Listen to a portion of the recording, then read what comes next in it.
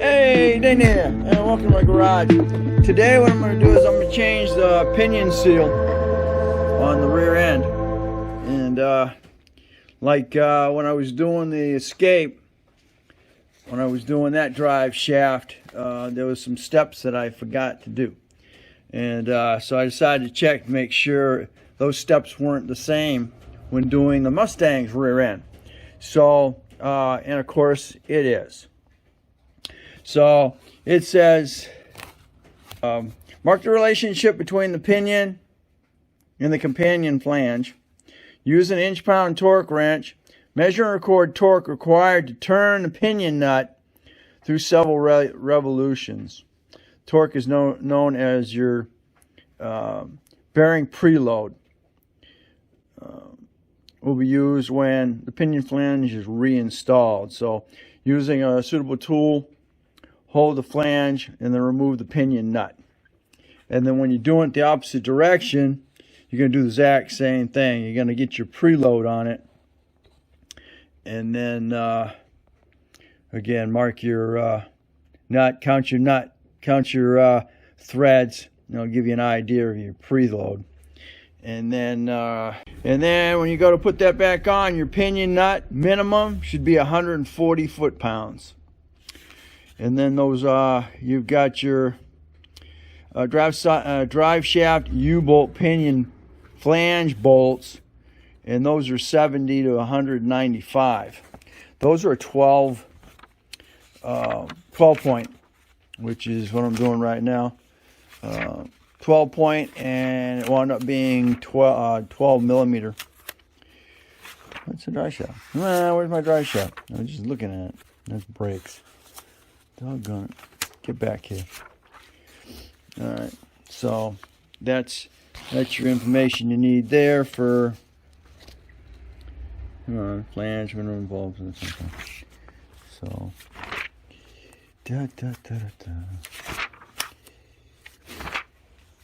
that's pretty much straight through, but mark everything so you know where it is. And again, yeah, there's your mark the relationship of your drive shaft to your flange, and then go ahead and loosen those up. That's the way to get those bolts out of that drive shaft. Okay, I've got my bolts loose. I gotta mark it. I want to make sure I mark it before I do anything like that. They want you to pull the wheels off, and then do stuff with the brake drums and all that stuff. I don't have brake drums, so you see right now I got that loose. I need to check that U-joint, make sure that freaking thing is in decent shape. If not, I'm gonna wind up having to replace that. I'm looking forward to it if so. All right, here we are. I got my bolts out. I got that hanging off my exhaust. I'm not pulling it out. I'm not pulling it from the front. I'm not removing it completely. I just moved it out of the way. I pulled my nut, and I used the wrench to find out what it was going to be for its preload, and I thought it was going to be over 140, but I just pulled down on it, and the nut was loose. So that might be why it's leaking. But then again, I'm going to have to go ahead and pull it anyway and change out that seal. As you can see, it's leaking out through that shaft. So use a three. Use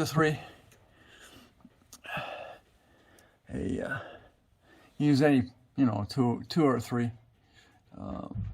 prong puller, and then pull that off of there. I gotta get a little bit of how much gear oil I'm gonna get out of there, but you can see how it's leaking out of here. And of course, this is the whole reason I'm changing it. So it was nowhere near 140 foot-pounds on that nut. All right, start using that. This is a 7. There it is. Okay. Alrighty. So I'll yank that down. My hands. Okay. You see, I used the little small chisel, get around the outside, pop that. There it is. And I'm gonna get the other one. Swap them right out real quick. Less amount of freaking oil I lose, the better. Whoa. It might be good because then you get gonna drain. Not good. Okay, I got a national oil seal. It looks like it's a 3604. Okay, there we are. I got it. New one seated.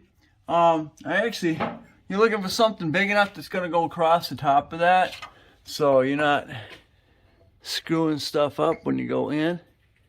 And I found this. This is an old drive shaft to the wife's moto, and it fit over that just nicely. And I was able to pound it right in and seal it. All right, let's get our shaft, our pinion back on there, and we'll be done. All right, there she is. Pre-torque was nothing on it, so for some reason it was pretty loose.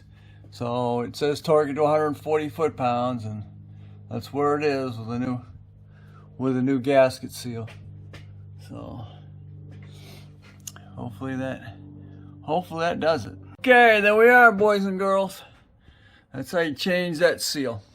Tighten those up to 80 foot-pounds all the way around, and now I got to check the level, gear level on that. I believe that's 70, 80 gear, or 80, 90 should I say, for this one. I'll double check here in a minute, but you just pull that plug out and then fill it. Okay, let's service up the rear end. Let's see, we're saying automatic, manual gear, differential, lubrication.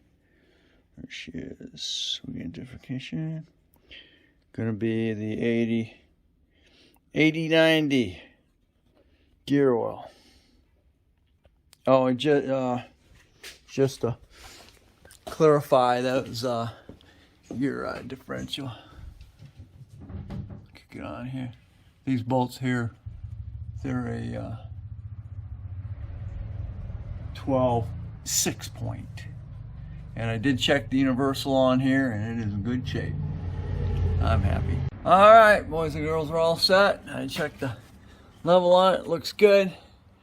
Gonna be able to tell if it leaks until I take it out on the road and find out. So that's where I'm at.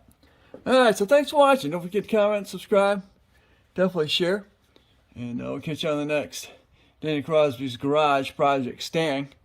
And I'm going to continue on with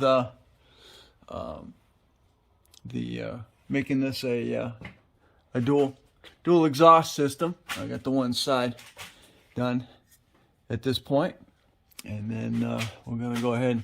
I've got to do this side here. I'm gonna figure out. I gotta get some hangers up. So that's my next project on this. All right, catch you on the next Dave Crosby's Garage.